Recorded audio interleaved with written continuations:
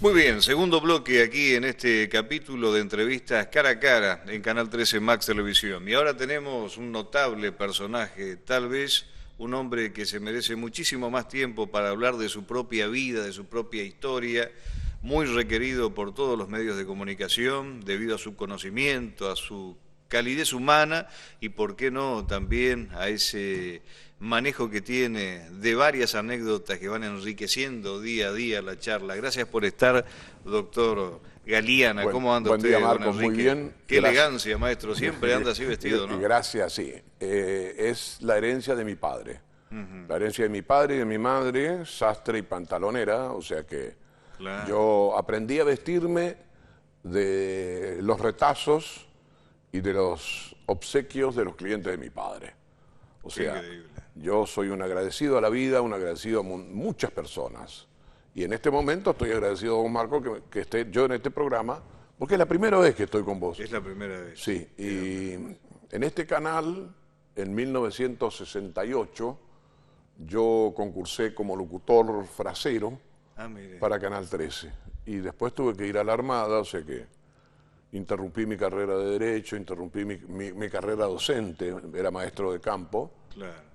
Y bueno, así son las cosas, ¿no? Así es la vida. Así es la vida. Bueno, pero está de vuelta aquí y No, es por un supuesto. honor para nosotros tenerlo, maestro. muchísimo. Ya vamos a concretar esa entrevista para que usted nos Con cuente mucho las gusto. anécdotas tan ricas que tal vez la gente no puede escuchar y que veníamos hablando. Lo invitamos para hablar de Belgrano, porque se viene el Día de la Bandera y no es un capítulo más para aquellos que amamos a la patria. Y usted me dice, no se olvide que hoy es el Día de Güemes, porque estamos grabando en este viernes para el domingo lo de Belgrano, pero hablaremos de los dos. Miren, Belgrano y Martín Miguel de Güemes son dos personas que tienen casi las mismas características. Los dos eran hombres de fortuna. Los dos hombres eran de familias acomodadas. Sí. Martín Miguel de Güemes era uno de los más inteligentes, seguido por Belgrano, es decir, en un empate técnico, llamémosle así, que le dicen a San Martín, por acá no vamos a conquistar nunca la independencia. Por acá no vamos a llegar nunca a dominar al Perú. Ajá. Tiene que haber un camino alternativo. Sí. Búsquelo usted, general, Claro. a San Martín. Sí, sí. Y Belgrano tenía mayor jerarquía militar que San Martín. Belgrano era general. Claro. San Martín era teniente coronel. Sí, sí. O sea que se encuentran allá en el norte. Por eso hoy le recordamos a Martín Miguel de Güemes. Yo soy miembro del Instituto Güemesiano de Salta, académico, hace muchos años, desde el año 1985. Pero vamos a Belgrano. Ajá. ¿Quién es ese hombre que resulta una incógnita en la historia argentina? Y resulta incógnita porque le han puesto muchos signos de interrogación que lo Sí. vamos a aclarar. Nace en Buenos Aires, hijo de un italiano que, bueno, Italia no existía, era dominio español del reino de dos Sicilias, o sea que ahí nace Belgrano, viene a Buenos Aires, se casa con una nativa porteña, forma una familia con la cual tiene muchos hijos, entre ellos Manuel José Joaquín del Corazón Jesús Belgrano González y Pérez. Ah, mire usted. Este es Manuel Belgrano, al cual le decían Manolo. Manolo. Este hombre estudió, después de terminar su estudio secundario, llamémosle así, en el Colegio de Buenos Aires, va a España porque el padre quería que él sea un hombre especialista en comercio y en derecho.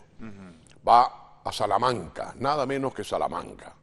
De ahí va a Valladolid y culmina sus estudios o en Alcalá de Henares o en Madrid, porque Belgrano le dice a su padre, estoy gastando dinero en vano acá en España, quiero ir a la Argentina, vamos a trabajar allí, vamos a trabajar por la Argentina, vamos a trabajar por el virreinato. El padre era un alto funcionario de la aduana, lo acusaron injustamente de un delito que no cometió y que después lo absuelven.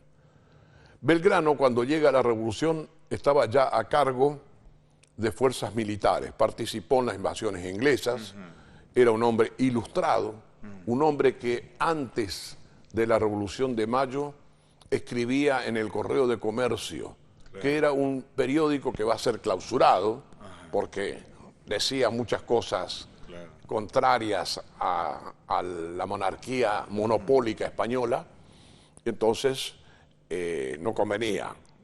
Hay que desarrollar la agricultura, hay que generar la industria, hay que trabajar, hay que estudiar, hay que crear escuelas. No, Claro. si se enseña a leer al pueblo, si aprenden a leer y a escribir, si aprenden y se educan, van a ser desobedientes. No. Fidelidad y A la nada corona más. y basta. Claro. Exacto. Ese Belgrano lo encuentra en la revolución ya como revolucionario activo. Y es un revolucionario activo, tanto es así que va a ser el jefe del regimiento de patricios. El regimiento de patricios se rebela un día y reprime en el regimiento de patricios, fusilando a 2 o 3 y cortándole la coleta. Esa coleta se va a encontrar en los túneles de Buenos Aires, que fueron habilitados en 1982 por la Academia Nacional de la Historia. Allí estaban las tijeras de podar la cola de caballo, las crines de caballo, Claro. y con las que Belgrano le cortó la coleta a los patricios.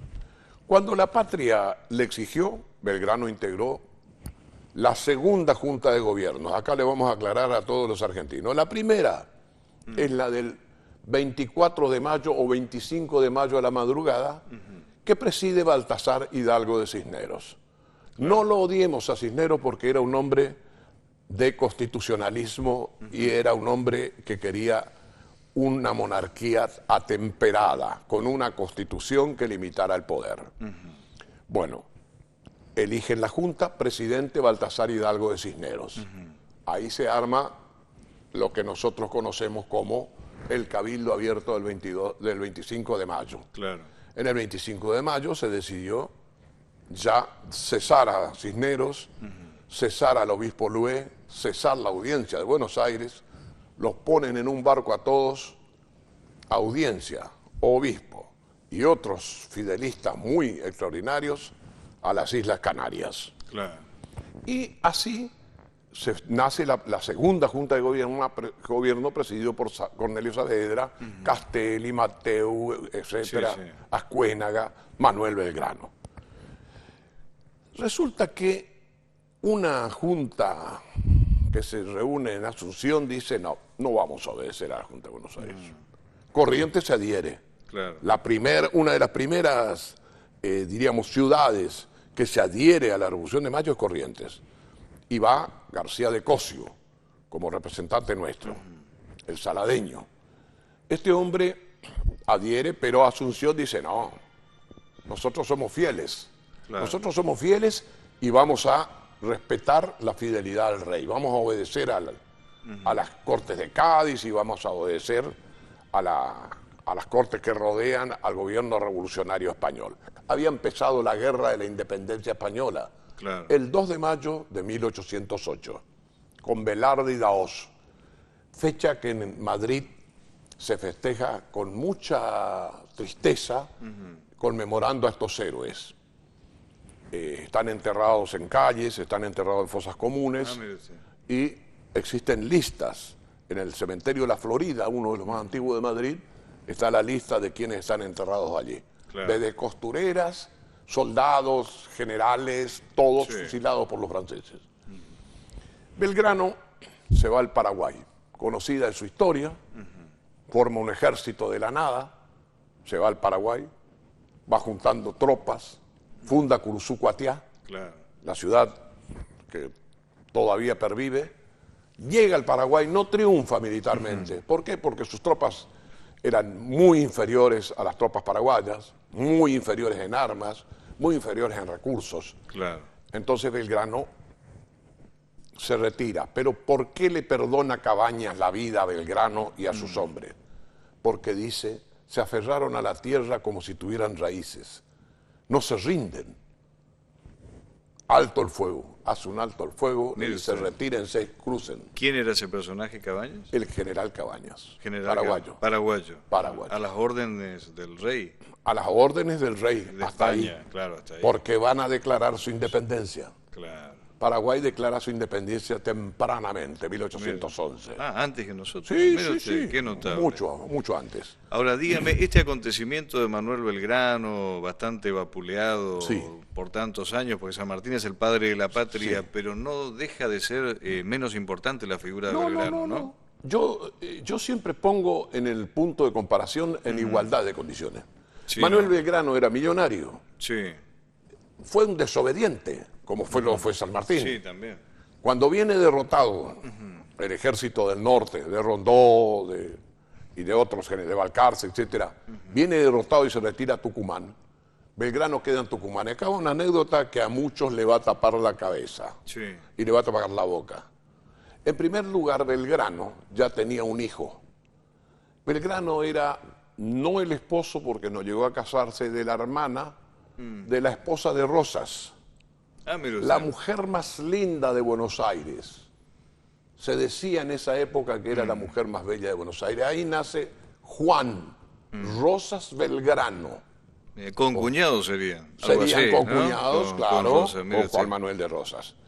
Y llega Belgrano con su ejército, destrozado, miserable, y se queda en Tucumán.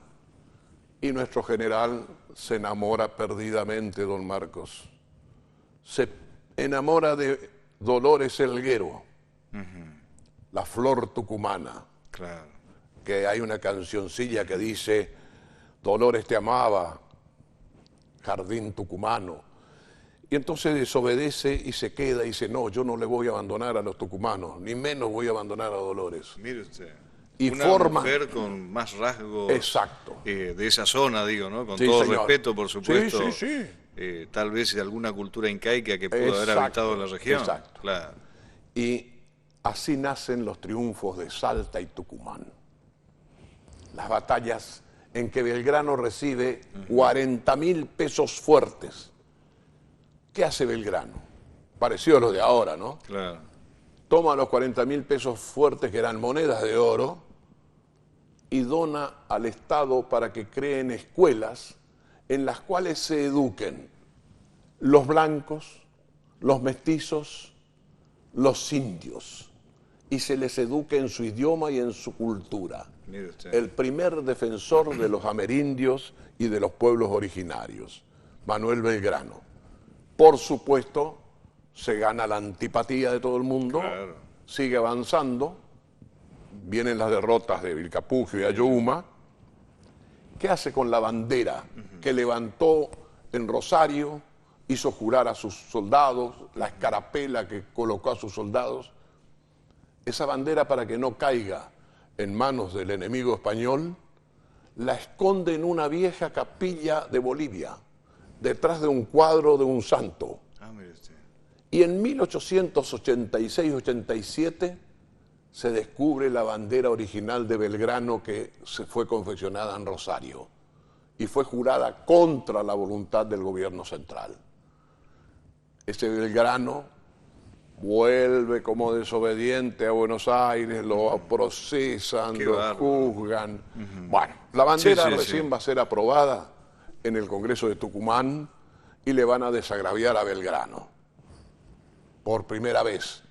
Pero después Belgrano vuelve al ejército del norte y ahí se encuentra con San Martín. Claro. Y le dice a San Martín, acá no podemos pasar. Porque ¿cómo estaban conformados los ejércitos? Estaban conformados por los originarios. Españoles eran un 10, un 5%. Los demás eran todos pueblos originarios. Claro. ¿Querían los pueblos originarios cambiar de sistema? No, porque los caciques eran los dueños de sus encomiendas. Los caciques tenían tantos privilegios como tenían los españoles. Entonces decían, no, si vienen estos republicanos, acá no hay encomienda, no hay yanaconazgo, no hay mita, no hay esclavitud, en una palabra. Claro. No nos conviene, vámonos a pelear por la bandera del rey. Mire usted. Así que San Martín, siguiendo los consejos de Güemes y de Belgrano, nosotros nos quedamos acá, no van a pasar. Claro. Así viene el éxodo jujeño Sí, sí. y Belgrano le deja partir a San Martín. San Martín arma en Cuyo su ejército, se junta con los araucanos, un cacique araucano, es su mentor y su guía para cruzar la cordillera. No nos olvidemos de eso. Tienen que estudiar, aquellos que estudian la vida de San Martín, la consulta. Ese es un lugar donde San Martín estratégicamente reúne las tribus y le dice lo que va a hacer. Por supuesto, le dio información falsa a todas. Y todos fueron repartiendo en el ejército español y lo dividió. Pero mire usted, qué notable inteligencia un trabajo de inteligencia, digo. Y Belgrano era el genio, porque Belgrano le escribía unas cartas extraordinarias a San Martín y San Martín a Belgrano. Mantenían correspondencia, esa inteligencia que tienen estos dos próceres argentinos con Martín Miguel de Güemes, que tiene una historia riquísima. Esta gente son los que hicieron la patria, con humildad. ¿Cómo muere Belgrano? Belgrano, después de todo lo que hizo, de ser plenipotenciario en Europa, de escribir, diríamos, por la libertad, de ser una persona extraordinaria, va a terminar sus días viniendo desde el norte en un carruaje que los amigos y conocidos le pagan, con un médico que vino sin cobrar nada, al cual él le regala el reloj de oro que está en el Museo Histórico Nacional, y ese ser humano muere triste, solo y abandonado un 20 de junio de 1820, cuando Buenos Aires se estaba haciendo pedazos con 3 gobernadores. No estábamos los argentinos, como siempre, en grietas, contra grietas y más grietas y huellas y huellones. Qué locura. Y ese hombre que fue enterrado en la entrada del templo de Santo Domingo, en pleno, la gente cuando va a Buenos Aires va a los boliches, va al cine.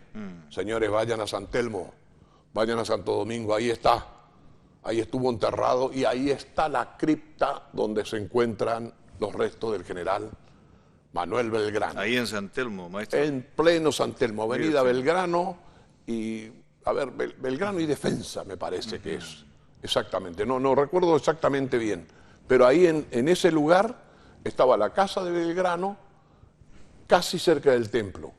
Y acá viene el testamento. Guarda con este cierre, don Marcos. Sí, señor. Querido Domingo, le dice a su hermano, clérigo de Santo Domingo, dominico,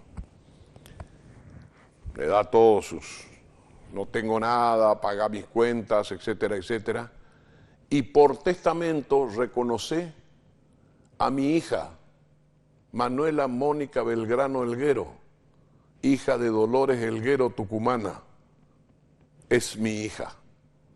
O sea que ya le sumamos 2 hijos a Belgrano, que son los que van a transmitir el apellido de Manuel del Corazón de Jesús Belgrano. Hablar de Belgrano es hablar de honestidad, de humildad. Un hombre que tenía una voz aflautada, que cuando Manuel Dorrego se ríe de él, Belgrano lo pone en el cepo y lo expulsa del ejército del norte. Un hombre que protegió a todos sus soldados, un hombre que quiso imponer cierto orden en los ejércitos de la época. Los ejércitos de la época, para que la gente comprenda, estaban compuestos de hombres y mujeres. No se equivoque la gente. Se movían los hombres y al costado iban las mujeres, soldaderas. Las soldaderas eran prostitutas, algunas sí, otras eran las hermanas, otras eran las esposas, otras eran las primas, eran las que iban detrás del ejército, cocinaban, curaban, atendían a los heridos, etcétera, etcétera. Esas eran las mujeres que hicieron la patria junto a Belgrano. Y Belgrano no quería eso, pero le decían, mire general, es imposible si no tenemos a estas mujeres que nos van a dar agua. Las niñas de Ayohuma, multipliquemos por 1000 las niñas de Ayohuma. No eran 2, eran cientos de mujeres que andaban dando agua y ayudando a los heridos. ¿Qué le parece? O sea que la historia argentina es exquisita, rica y además aleccionadora, para que seamos buenas personas y además justas, porque buenas personas hay muchas, pueden ir muchas, pero quedan en el camino, no llegan al fin del objetivo.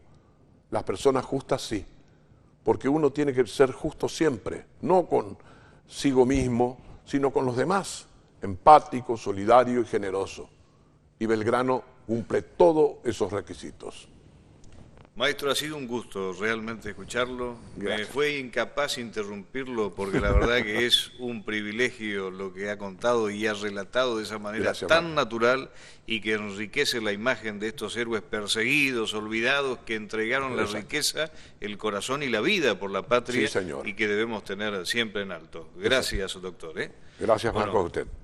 vamos a volver a invitarlo para que nos cuente un poco de su vida. Este hombre sin duda se refleja, Enrique Eduardo Galeana, doctor en Derecho, profesor extraordinario de la facultad, no cualquiera lo logra. Ha hablado para todos ustedes aquí desde Canal 13 Max Televisión. Recordemos a Belgrano en este día del Padre. También aprovechamos para saludar a todos aquellos que están detrás de la pantalla. Dios bendiga a todos ustedes. Gracias por estar. Chau.